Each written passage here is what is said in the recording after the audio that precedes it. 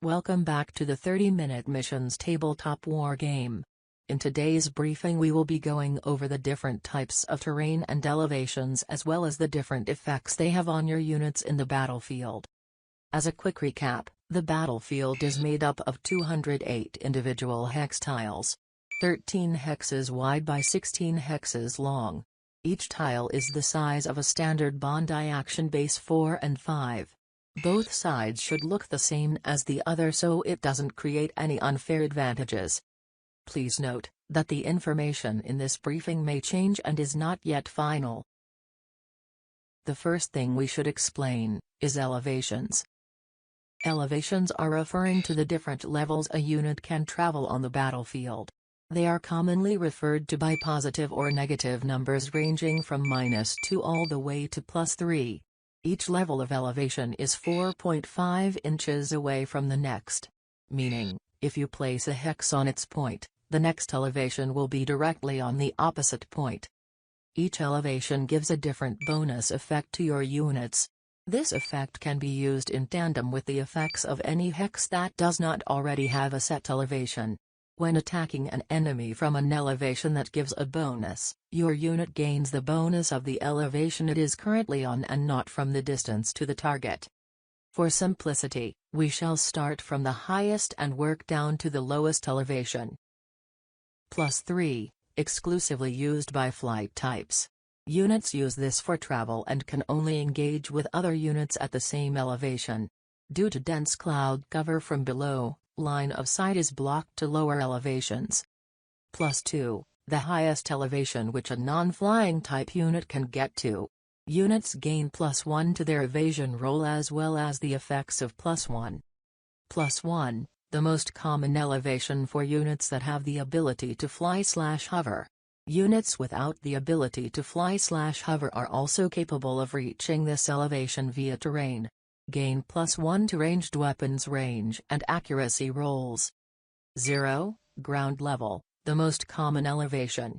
All units can be used here and gain no bonus effects. -1, units on this elevation gain +1 to their standard movement. Enemies targeting a unit on this elevation gain -1 to their accuracy rolls. -2, the lowest point units can reach. A thick layer of sediment/fog looms overhead. Units can only engage targets at the same elevation. Breaks line of sight to all units above and also gains the effects of -1.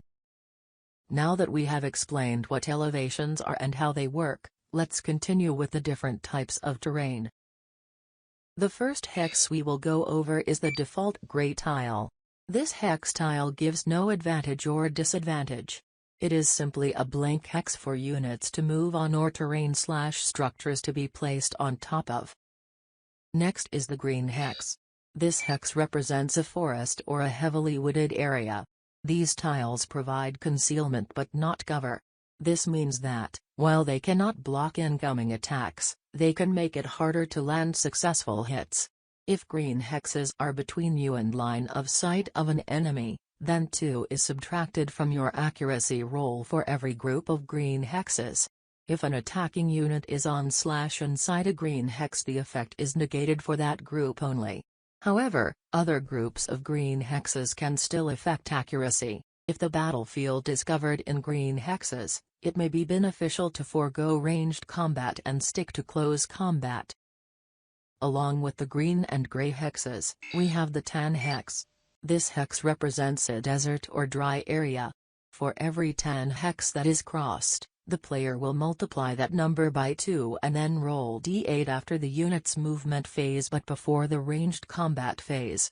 If the player rolls equal to or less than that number, the unit overheats. Overheating puts units into the kneeling position and ends their turns.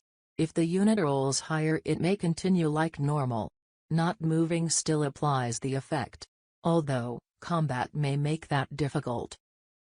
In urban environments, you will find yourself surrounded by buildings and other man-made structures.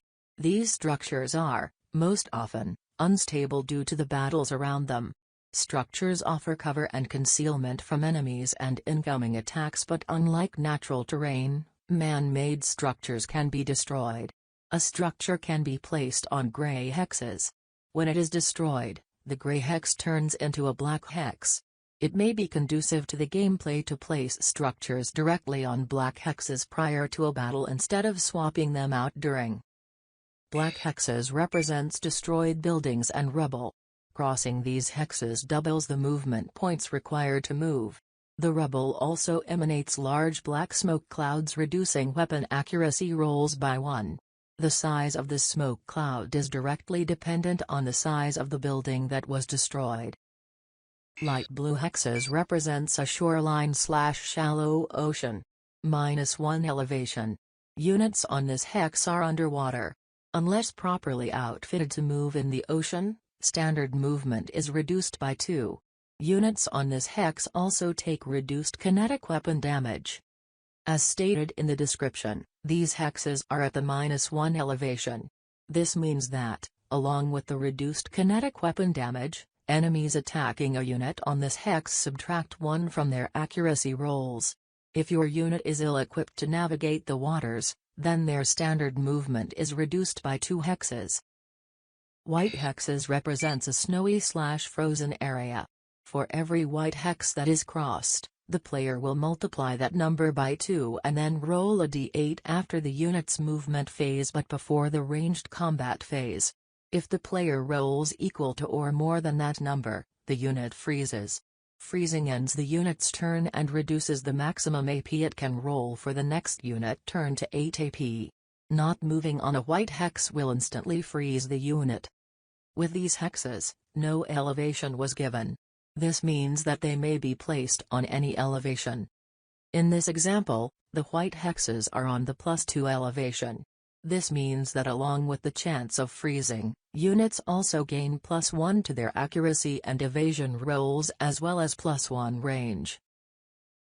It's important to choose where you fight on a battlefield that has a variety of terrain. Some areas may put your units at more of a disadvantage than others. Not every hex was explained or shown in this briefing, and different types of hexes are being added constantly. Before concluding this briefing, I would like to thank everyone that is part of the Discord. Thank you for helping make this game what it is and what it will be in the future.